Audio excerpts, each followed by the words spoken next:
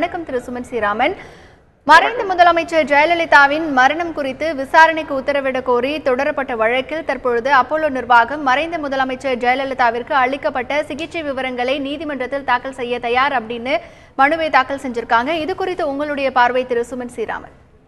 ஆமா, இன்னைக்கு நடந்திருக்கிறது ஒரு ஹியரிங் நடந்திருக்கு. அதுல அப்போலோ மருத்துவமனை சொல்லியிருக்கிறது இந்த மருத்துவ டீட்டெயில்ஸ் எல்லாம் தாக்கல் செய்யறதுக்கு தயார் அப்படின்னு இருக்கிறாங்க.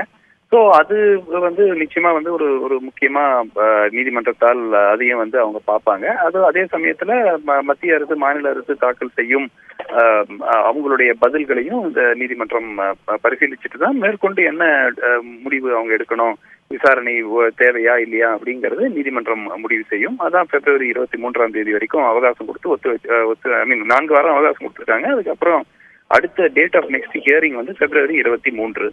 ஸோ அடுத்த கட்டத்துல இந்த பதில்களை அவர்கள் நீதிமன்றம் பரிசீலித்து அதுக்கு பிறகு இந்த மருத்துவ ரெக்கார்ட்ஸும் பரிசீலித்த பிறகுதான் அடுத்த கட்ட நடவடிக்கை நமக்கு நீதிமன்றம் சொல்லுவாங்க.